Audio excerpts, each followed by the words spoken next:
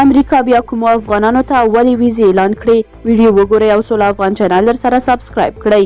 په کانګرس کې له جمهوریت غوښتونکو سره د جو بایدن د حکومت د موافقې له مخې به هغو افغانانو ته چې له امریکا سره همکاري کړې ویزه ورکوي. تمه ده چې د اګست تر میاشتې پورې افغانانو ته 38,500 ځانګړي ویزې ورکړل شي او د دغه نوي تړون له مخې به لږ تر لږه 12,000 نورې ویزې ورکړل شي.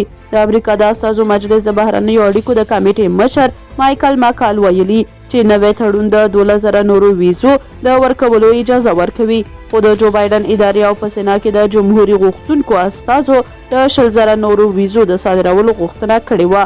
په داسې حال کې ده چې د کډوالۍ د ځانګړي ویزې پروګرام تر 2026 کال پورې پای ته رسیږي.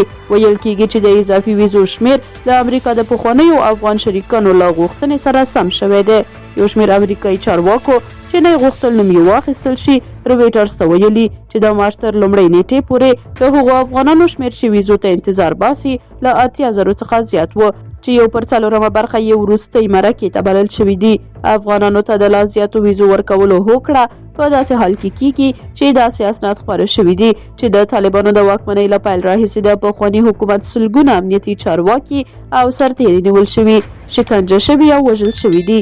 که څه هم طالبان بیا دا ادعاوې ردوي، خو ډیر کله د یادو وژل شوو راوړل شوو نظامیانو عکسونه هم خپریږي. بیا طالبان وایي چې دا کسان د شخصي ستونزو له وجې راوړل کیږي او یا وژل کیږي.